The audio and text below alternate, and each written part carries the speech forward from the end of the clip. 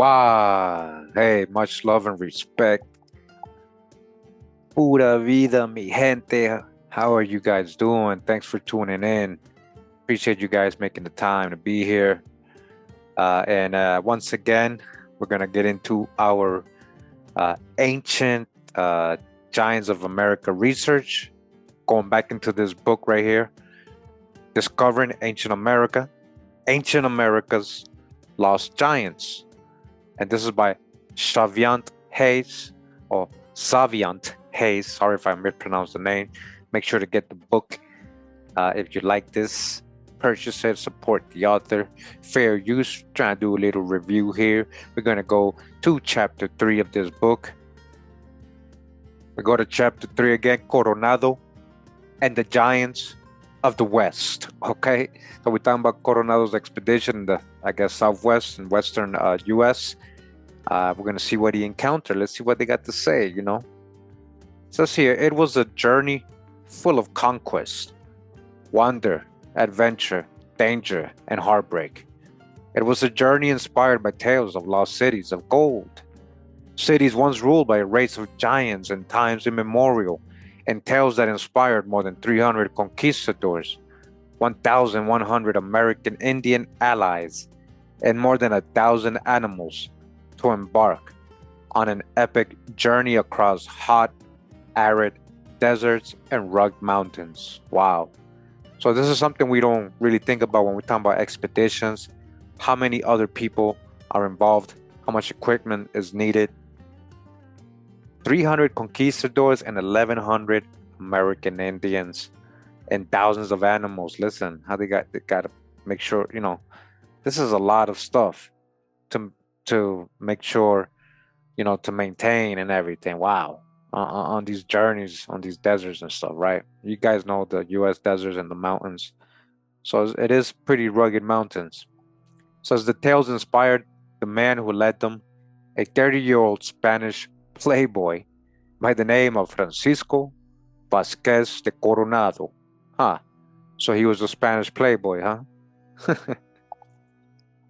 A man from a noble family, Coronado was born in Salamanca, Spain, in 1510 and attended the famous university there before ditching his studies to join his conquistador buddies in Mexico.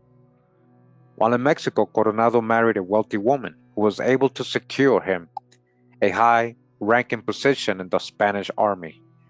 In 1538, Coronado was named governor of New Galicia, a Spanish province in Mexico, and he soon began hatching a plan to get rich and famous. First, Coronado financed a mini expedition to El Dorado by sending the knowledgeable monk Marcos de Niza on a northern journey of exploration, all right? Marcos had been with Pizarro during his conquest of the Incas in Peru. See, he was over there, where he learned about the fabled golden walled 7 cities of Cibola.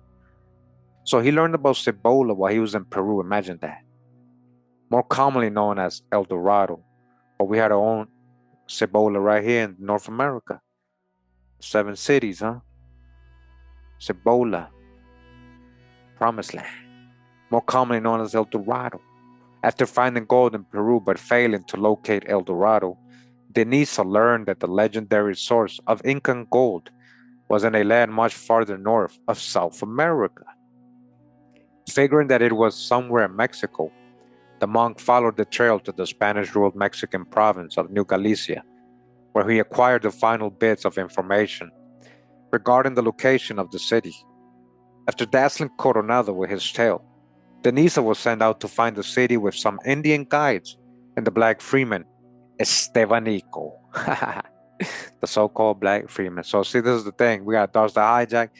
Yeah, Estevanico is definitely so-called black. But all these people, de Niza and all that, a lot of these were melanated people as well. All right? They don't want you to know that. One of the survivors of the ill-fated Narvaez expedition. So that tragedy that fell, the Narvaez expedition, Stevanico survived it. But Stevanico didn't survive everything. Stevanico had traveled and lived with American Indians of the North for many years, spoke a variety of languages, and claimed to know exactly where the legendary lost city was located. With Coronado's blessing, Denisa and his team of treasure hunters began their quest for El Dorado, heading north into modern-day Arizona. Okay, listen where they're looking for El Dorado. Arizona, huh? A landscape both strange and picturesque with fertile valleys. Fertile valleys, huh? Abundant streams and snow-capped mountains, right? Hanging above oddly cut narrow canyons with 100-foot high rock walls. The further they went, the closer they were to Cibola, a rich mountain kingdom with 7 great cities of gold. Estevanico, already the first African or Moroccan, he was from Morocco, right, to enter Texas, was now the first to enter Arizona as well. However, he disappeared shortly after entering the Superstition Mountains, and Denisa never set eyes on him again. He assumed that he had been killed by the Sunnis. Denisa was then warned by his scouts about the natives who were killing anybody who got close to Cibola, and that Estevanico had made it there only to be imprisoned and murdered. Denisa made it just close enough to get a glimpse of what he thought was the legendary lost city before returning back to Mexico to inform Coronado of his disappointing northern mission. So he never really made it. They never found anything, really. They didn't get that close because they would have got killed. Estevanico got that close. The Moor, right? Morocco, actual Morocco. He was murdered by the Indians because he was the hijack. He was on conquest. He was a spy. He was a reconnaissance. He was part of the hijack. The glimpse was all Coronado needed to convince him to organize an expedition and seize the glory. During the spring of 1540, a large company of men, including Denisa, joined their leader Francisco de Coronado on a journey north in search of the legendary El Dorado. They marched right into northern Arizona and passed through the Superstition Mountains on their way to Cibola. The problem was that they were looking for a city of gold on the outside of the mountains instead of within them. While Coronado's expedition was underway, fellow conquistador Hernando de Alarcón followed with 2 ships full of goods along the Gulf of California. But he ended up so far ahead of them that he eventually got tired of waiting and decided to keep sailing north. He entered the lower Colorado River, upon which Alarcón and his men came upon the first settlement of the giant Cocopa warriors. Giants, huh? Alarcón wisely made peace with these giant American Indians as his ships continued upstream, where they were greeted by thousands more. At the same time, Don Rodrigo Maldonado returned from the coast where he had been searching for Alarcón's ships with the American Indian, so tall that it impressed Coronado and his fellow Spaniards immensely. Sounds like he must have been pretty big. Continues as Pedro de Castañeda, who accompanied Coronado and later penned the most accurate first-hand account of the expedition, writes, Don Rodrigo Maldonado, who was captain of those who went in search of the ships, did not find them, but he brought back with him an Indian so large, listen, and tall that the best man in the army reached only to his chest. You see that? It was said that the other Indians were even taller on the coast. All right, that's from a primary source by Pedro de Castañeda, right, from the 1500s.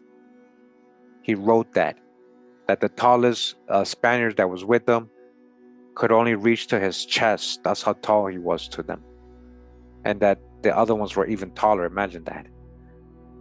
According to historians, this giant American Indian was the Seri, a great giant tribe that occupied the island of Tiburon and the adjacent Sonora coast on the Gulf of California. All right, you guys hear that?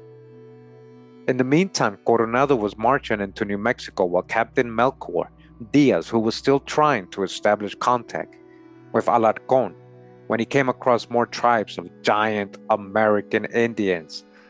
Castañeda reports, they came to province of exceedingly tall, Sorry, it says they came to a province of exceedingly tall and strong men like giants. They are naked and live in large straw cabins built underground like smoke houses, with only the straw roof above ground. They enter these at one end and come out at the other. More than 100 persons, old and young, sleep in one cabin. When they carry anything, they can take a load of more than 300 or 400 weight on their heads. Once, you hear that? How much weight they can? Once, when our men wished to fetch a log for the fire, and 6 men were unable to carry it, one of these Indians is reported to have come and raised it in his arms, put it on his head alone, and carried it very easily. And here it says, map of California shown as an island in circa 1650. This is a very bad quality, but we're going to show you some right now. All right, so as you guys can see here, old maps of California, it's an island, right? All the old maps of California showing it as an island. And you got Quivira, Cibola, and a lot of these maps, the cities that they're talking about. This is about 1650. Remember, they were just showing this one on the book, bad quality of it, but here it is. California was an island, guys, at some point. It may still be. Maybe the dams are holding all the water out. All right. But yeah, California, and that is the real Red Sea. The Gulf of California used to extend all the way up. That is the real Red Sea. All the old maps call it, right, the Red Sea. Medved, see, the Red Sea. Vermelho, Mar Vermelho, that means Red Sea. Okay, the real Red Sea, the true old world. Quivira, you see that? Quivira, Cibola. I'm not kidding. Let me just show you. That's cool that we found this, so we can go ahead and look at the image, so you guys see I ain't making nothing up. So as you guys see, it says Sunni Cibola. Look at that. The Moki, who a lot of people say might be the original name of the Hopi, Moki, or related to the Hopi. Cibola. Shout out to Joseph for the research. Old World, Arizona. All right, so we got Quivira over here, Kavara, Kibira, Kibera, Khyber, Culebra. So Cibola, right? And then you got Mar Vermelho, which is Red Sea, and California Insula. All right, the island of California. Insula means island. Okay, we're not making any of this up. Cibola, these are real things. All right, these stories and all that is based on real history. So by the time Coronado got to Cibola, he was attacked by a barrage of arrows and forced to retreat with the arrowhead stuck in his armor. Eventually, Coronado and his men stormed the walls of the village and laid waste to the American Indians living there. After a grueling march, Coronado and his battered warriors finally entered Cibola and soon feasted on much-needed meals of corn, beans, and turkey. However, while their bellies were full, their coffers remained empty. After a lengthy search of the village, not a speck of gold or silver was found, and certainly not the fabled El Dorado. Coronado sent expeditions out in different directions, while he marched all the way into modern-day Kansas. But each brigade came up empty-handed. By the time Coronado returned to Mexico, more than 80% of his platoon had abandoned him. Wow. Where did they go, guys? 80% of the soldiers listen, 80%. So how many were there? 300. So out of these 300 conquistadors, 80% just abandoned him. Where did they go? They just left on their own. Did they go all the way back to Europe? Probably not all of them. Probably most of them stayed around, right? Mixed with some of the Indians. It's the 1500s, right? They made all their way up to Kansas, huh? And then he lost 80%. It says he returned with less than 100 men, all starving, skinny, and ragged, with no gold to show and no lost city to brag about. His expedition was a disaster. Coronado was branded a failure and removed from his high-ranking position within the Spanish government. Soon after, he died penniless and was almost forgotten about until about 40 years later when Castañeda's book detailing Coronado's expedition was published. In time, Coronado's quest for El Dorado became one of America's great early adventure stories, and the Spanish explorers were celebrated for their early achievements in chronicling the strange new history of the Americas. All right, so pretty interesting. So if it wasn't for Pedro de Castañeda, him writing his primary source, nobody would really even know about Coronado's expedition in North America, right there in the U.S. As for the giant Indians they encountered, they, like the rest of their kin, would soon be eradicated and left as a controversial footnote in the history books. You hear that? So they killing giant Indians too. So when they came and did conquest, right? These Europeans, these conquistadors, they also, right, massacred giant Indians. Huh. The conquistador quest through Arizona put them in lands that were mystical, all right? In Arizona, lands that were mystical, dangerous, and ancient. And Wild West pioneers found out a few hundred years later when they began discovering giants buried deep in the desert near an area where Coronado and his men marched. Railroad workers near Sycamore Creek, Arizona, discovered a prehistoric graveyard of giants as reported by the New Sentinel on April 19th, 1926. And it says, a prehistoric graveyard on Sycamore Creek, where the grade of the Verde Railway passes through, has been uncovered a crew of laborers under the direction of conductor C.W. Corbin and performing certain excavations to improve the roadway.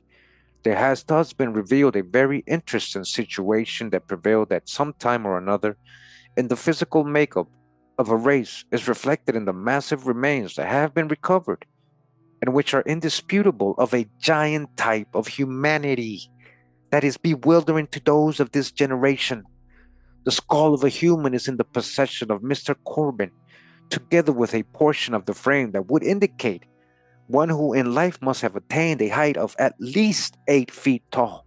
At least 8 feet tall.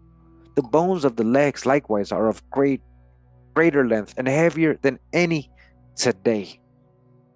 All right, that was reported again in 1926 in that newspaper.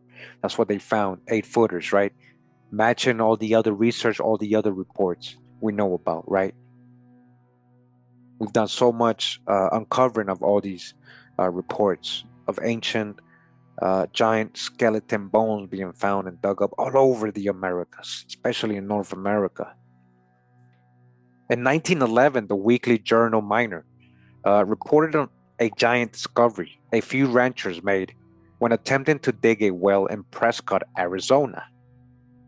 The ranch owner, Peter Marks, contacted a local attorney and started to make full-scale preparations for a massive excavation before giving the local press a little bit of history about the discovery. The bones of this monstrous human may have represented a race of men or a single individual. At any rate, the skeleton of the man in my possession is sufficiently complete so that the dimensions, which are astounding, may be accurately ascertained, and so far as the present generation is to be considered, from what I can learn, there is no comparison to be formed. In the first place, the skull is of such an abnormal size that if the average man to this day placed it over his head, he still would find room to move it backward and forward, and up and down with ease, without disturbing his natural position. Wow. From measurements taken of this skull, a number 10 hat would be required to fit it. The teeth, several of which are still embedded in the jawbone, substantiate the immense size of the head. As to the bones, there is no disputing the fact that the owner was symmetrically formed of immense size and Herculean strength. The thigh and lower limbs indicate at least twice the size of the average man of today. Twice the size. What is the average man? We're saying, let's say they're saying 5 feet. That would mean, right, 10-footer, right? They're saying the average size is 6 foot. That's a 12-footer. So which is the average size? Huh? Whatever that is, double that. That's what he's saying. That's how tall the man was. They were grabbing the skull, putting it over their head like a helmet, like a large helmet that doesn't fit you, like a little kid trying to put on a grown-up's helmet and it doesn't fit him. could turn around. That's how big the skull was. Amazing, right? All this they hid from us. Peter Marks, who also discovered mounds and stone ruins on his ranch near Walnut Creek, all right, mounds in Arizona, listen, he was soon visited by an attaché of the Smithsonian Institution who took pictures of the giant and even offered to buy the mysterious skeleton. But Marks refused to sell. A few months later, he mysteriously died in a car accident, and no further information emerged as to what happened to the giant skeleton. His land was sold to an unnamed private buyer who quickly barred the public from getting close to the property.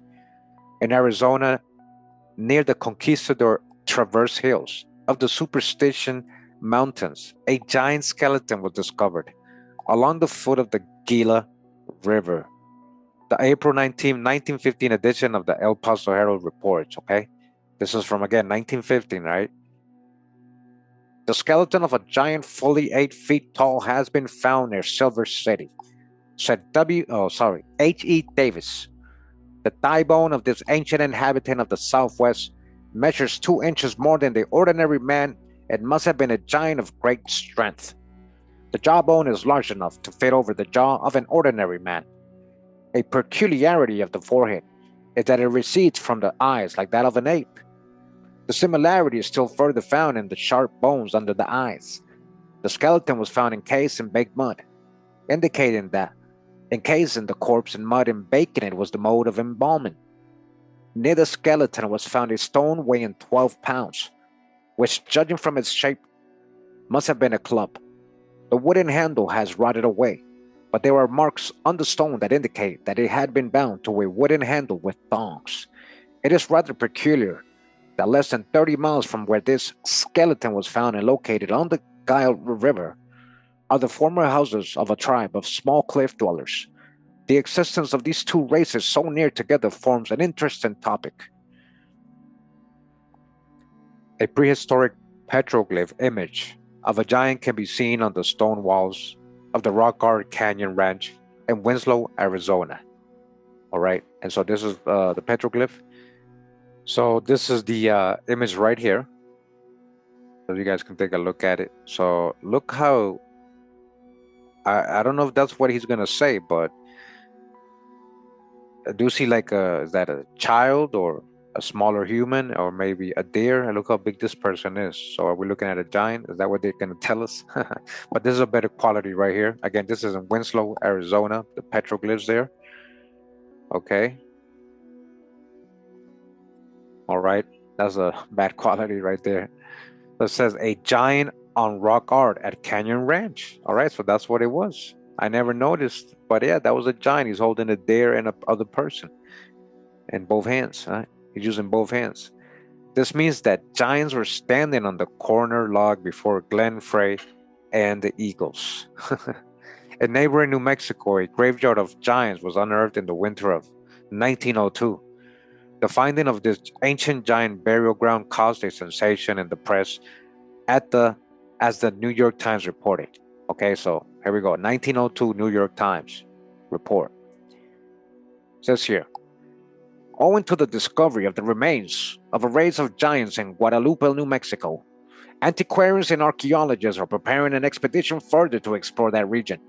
This determination is based on the excitement that exists among the people of a scope of country near Mesa Rica, about 200 miles southeast of Las Vegas, where an old burial ground has been discovered that has yielded skeletons of enormous size.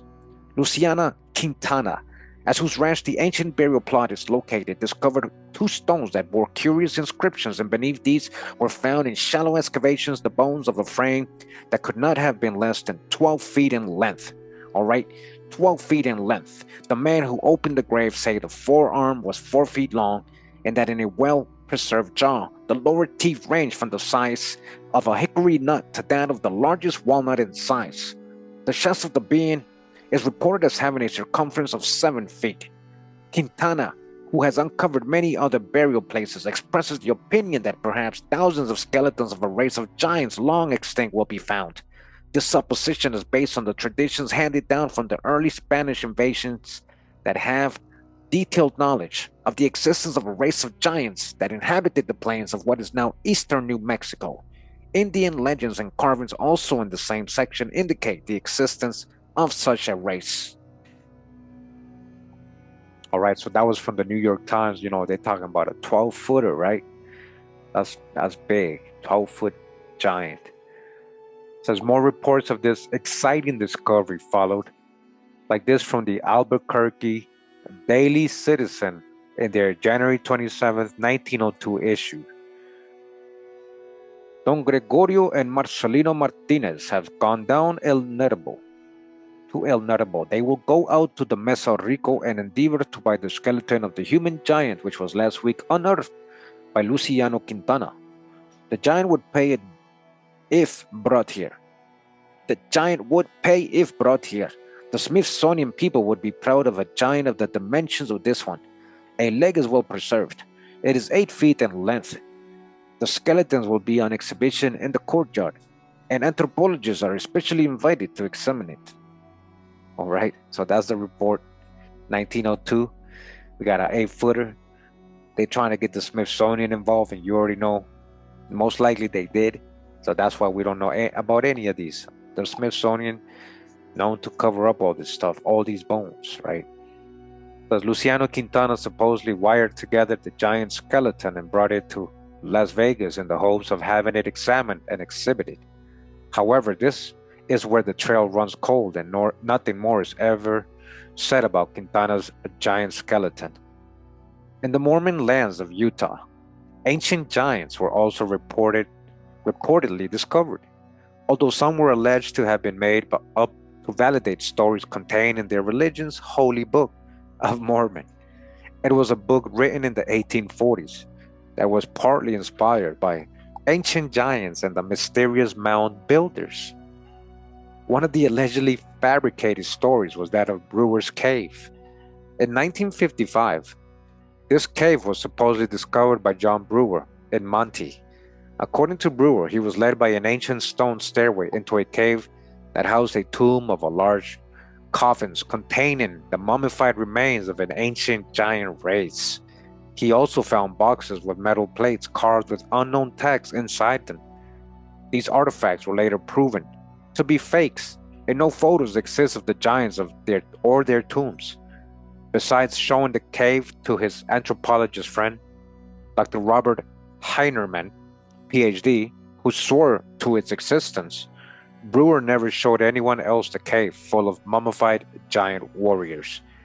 Future explorations to find Brewer's Cave have since proved it useless. However, a Utah giant was indeed discovered near the Jordan River. The Jordan River, huh?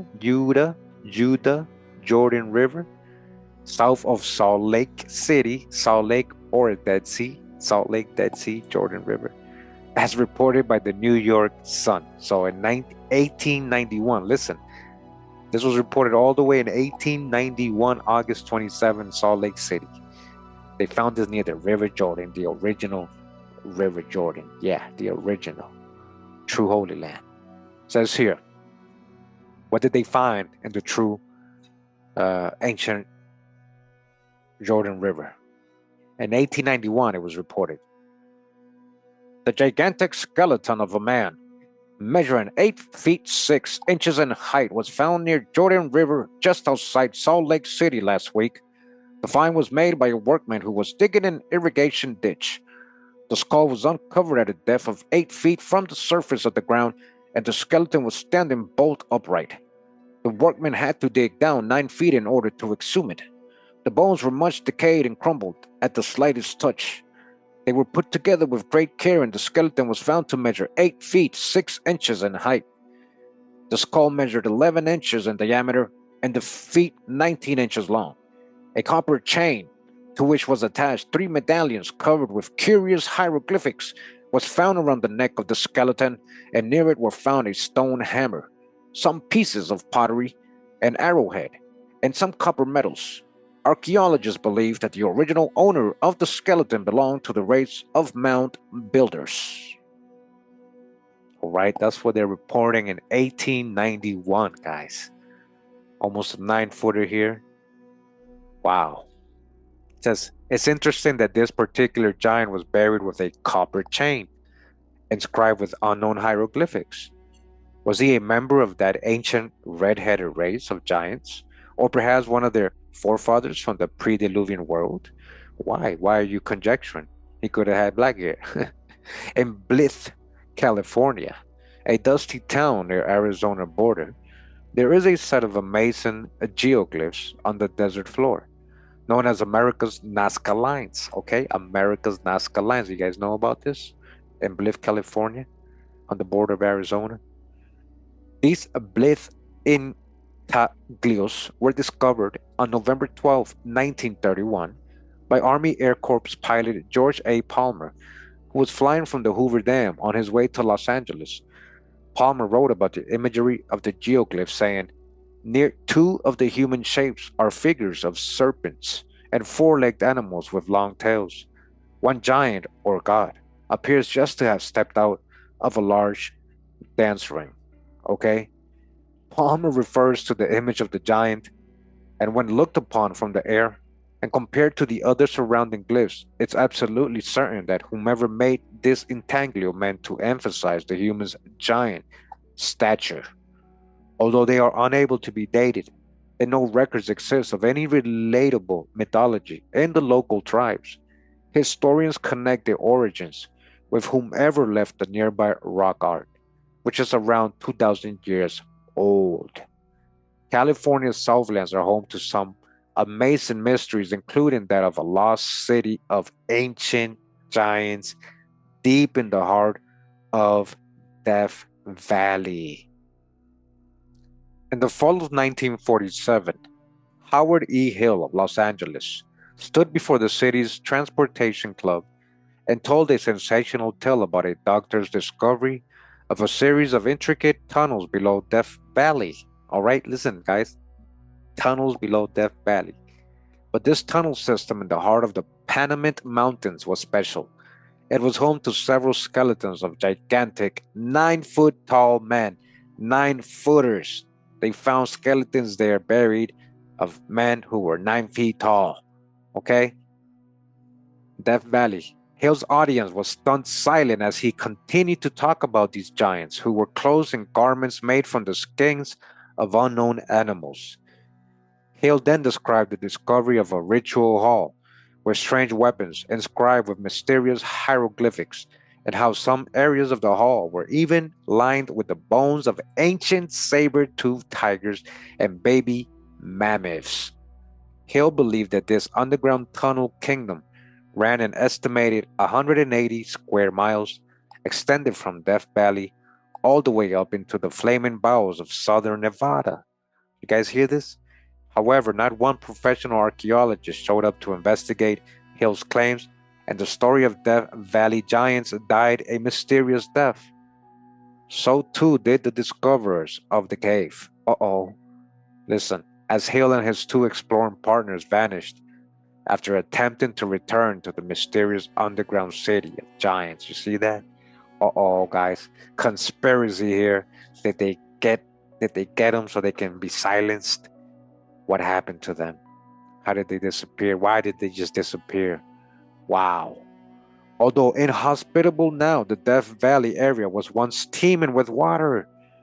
All right. It was fertile. It was beautiful before. Once teeming with water, wildlife, and civilization. I'm talking about forests. Ancient petroglyphs and geoglyphs have been discovered there, and science has shown that more than 10,000 years ago, Death Valley was submerged in water. Death Valley was submerged in water. One of the giant American Indians that perhaps Coronado and his men might have encountered was dug up and displayed in San Diego near the turn of the 20th century. Okay? You hear that? They actually have one of these. They were probably in the circuses, right? Going around.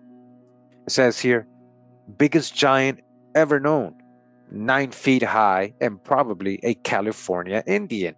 Probably a California Indian, 9 foot tall.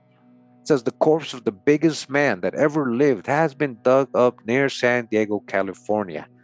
At all events, there is no satisfactory rate in ancient or modern history of any human being nearly so tall. The mummy, for in such a condition the remains were found, is that of a person would have been about 9 feet high in life. Wow, 9 foot tall skeleton mummy they were parading around, guys. This makes allowances for the shrinkage, which may be pretty closely calculated. As to the accuracy in the estimate, there can no question, as the cadaver has been carefully inspected and measured by Professor Thomas Wilson, curator of the Department of Prehistoric Anthropology in the Smithsonian Institution, and by other scientists. Okay, so they confirmed it that he was that tall. But again, working for the Smithsonian Institute, that's why we never found out about this, guys. They hid all this. The mummy is that of an Indian and is almost certainly prehistoric. All right, prehistoric giant in ancient America, the true old world. And it's an Indian, huh? Though its age cannot be determined with any sort of accuracy. Historical records of the part of California where it was found go back for at least 250 years, and they make no mention of any man of gigantic stature. So this was again written way back, all right? It says in the summer of 1579, all right, going back in time, north of San Francisco, English explorer Sir Francis Drake, the crypto Muslim Jew, crypto Moorish Jew, Francis Drake, his family, crypto Jews, he made contact with a tribe of giant American Indians who were so excited to see the navigator that they proclaimed him a god and adorned him with a giant feather-strewn crown. Wow, so that's the image we always see of Drake getting crowned, but they never portray the Indians as giants, right? They always kind of make them almost his size. Remember, these people were short. They were like 5'5", 5'4" in general. These Spaniards in general, 5'7" probably the most. It says in his diary, Drake recalled the few days he spent with these Indians while describing them as a very tall and possessive of Herculean strength. In 1911, the Oakland Tribune reported on some of the earliest Indian artifacts found in California. These artifacts once belonged to a giant Indian tribe that lived near the shores where Drake had his encounters with giants 300 years earlier. So this is the report again from the Oakland Tribune. Ethnologists will be interested in a discovery made by Assistant Curator William Altman of Golden Gate Park Memorial Museum, namely the fact hitherto denied that the Digger Indians of California were acquainted with at least the rudiments of pottery making. Until now, no pottery of Digger Indians manufactured has ever been found, says Altman, and therefore he highly values the find he made in an Indian burial mound at Concord in Contra Costa County from an excavation made by workmen in the employ of the Port Costa Water Company. Has been found a large number of Indian relics of great age, including the specimens of crude pottery already mentioned in the skeleton of an Indian giant more than 7 feet tall. The skeleton is in the possession of Dr. Reneff of Concord, who is mounting it for exhibition. Continues as a few months later, readers got an update of the discovery and new details were published. A giant skeleton found was 10 feet from the surface, and around it were a large number of mortars and pestles, sharp stones, and obsidian arrowheads. The giant skeleton has been laid and reconstructed in the curator's office and placed on private exhibition yesterday. The skeleton is 7 feet 4 inches. The skull is in great contrast to that of the Indian today. The underjaw is square and massive, being remarkably thick and strong. The find is of the greatest importance to anthropologists the world over, confirming as it does the theory originally advanced when the giants were unearthed in the Santa Barbara Islands, that a superior race of Indians, both physically and mentally, preceded the digger and other natives or races of the present day. All right, so you guys hear him. Not only there, but in the Santa Barbara Islands, he's like, this confirms that, yeah, there was definitely giants here. This confirms it. That's what he's saying. Back, way back in 1911, was that? Yeah, 19. It says in 1916, while searching for a couple of armed assailants, two Los Angeles lawmen discovered the bones of a giant in a cave above the canyon of Ventura County. The Los Angeles Times reported. After scoring the various canyons, they came upon a wide cavern deep in the brush and hidden from view by a rugged rampart of rocks. Seeing that there was an opening in which the fugitives might take shelter, Mr. Puntini pulled aside the underbrush and peered into the depths. Within he saw the grinding skull of a huge size, and the great femur that must have formed the thigh bone of a mighty giant. In this vast and silent region are to be seen ancient ruins that still stand in mute testimony of the fact that at some remote period in the history of our sunny Southland a race of giants lived and moved and had their being. The skull, jawbones, and femur were brought to Moon Park, and an office in that town were examined by Dr. Philo Hull, who has pronounced them unquestionably those of a human being. The bones are being preserved and are in exhibition. They are attracting a great deal of attention. Unfortunately, these giant bones, much like the rest of the bones in this story, listen, have also gone missing. Why have all these bones gone missing, guys? There's so many we've reported on already, right? They all go missing, right? And the trail of their whereabouts ends with a newspaper article. But we got these newspaper articles. We know they were reported, they were found. Our final California entry is in tribute to Coronado and his men. It is a discovery that validates Castañeda's claim that the Tiburon Island giants were indeed massive, especially to the short-standing conquistadors. I told you, the conquistadors were pretty short. The Department of Agriculture received yesterday from an agent on Tiburon Island, Gulf of California, the skeleton of a primitive man, more than 10 feet tall. It was found a few days ago. Other bones of similar size have been encountered. Another 10-foot giant was discovered all the way up in the Pacific Northwest, although this one was armed.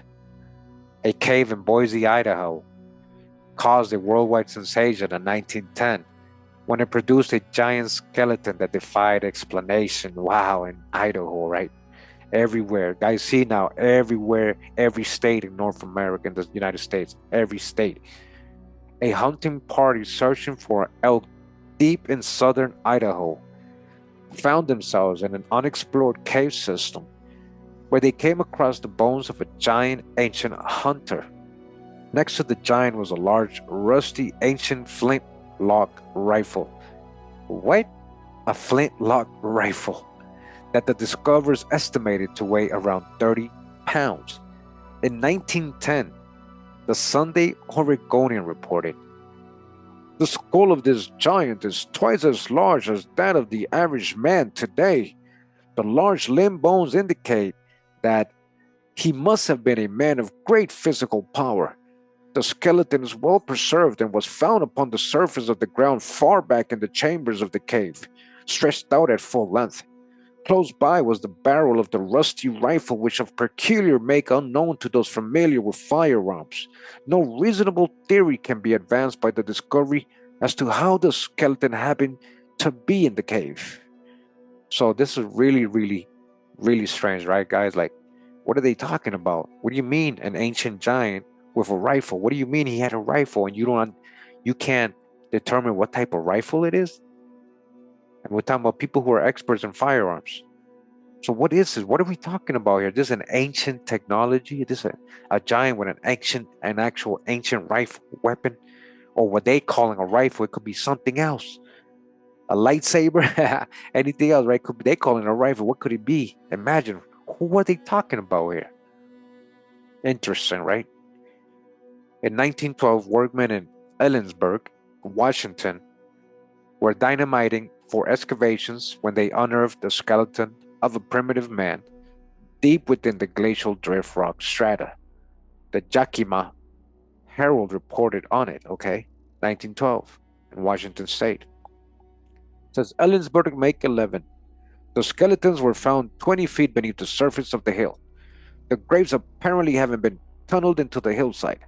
The femur of the largest skeleton is nearly 20 inches long. This, according to Dr. B.J. Moss, would indicate that the man was 80 inches tall, or 6 feet 8 inches, as the man's height is ordinarily 4 times that of the length of the femur bone. One of the skulls was unusually large, and the upper jaw has 2 complete and distinct rows of teeth in front. 2 distinct rows of teeth, each set being perfectly formed. This was regarded as decidedly unusual by the normal school professor who examined the skull closely. Examined the skull closely. He did not regard the 2 rows of teeth as a racial attribute, but rather a freak of nature. A freak of nature, how 2 rows of teeth. Wow. You guys hear that? Continuing, it says here, in the Belt Mountains of Montana. Stories about giant petrified leg bones, measuring 8 feet in length, along with nearly 10-foot tall skeletons. 10-foot tall skeletons unearthed by gold hunters have been reported. The tale is pretty remarkable, as it quite possibly describes an encounter with one of the ancient red-headed giants. Possibly, huh? Let's see what it says. It also covers the now familiar territory of giants being discovered in ancient caves, with stone steps leading the way toward vast underground hidden cities full of gold and ancient relics. Wow. This was the kind of discovery Coronado was hoping to find. All right, so I guess this is the story here. It says, a gold hunter said that while prospecting in the Belt Mountains, he found a peculiar depression in the ground. After excavating, he discovered a mysterious cavern reached by 23 steps. At the foot of the stairs, said he, on one side of the passage lay the skeleton of a man of immense stature. The skeleton measured exactly 9 feet 6 inches in height. All right. Beside the trunk of the skeleton, I found a copper axe with an edge harder and keener than any steel instrument of the kind I have ever seen. On the opposite side was a club made of the same metal as the axe. It was shaped not unlike a baseball bat. Under the trunk was a gold plate, 10 inches long, 6 inches wide, and 1/8 of an inch thick.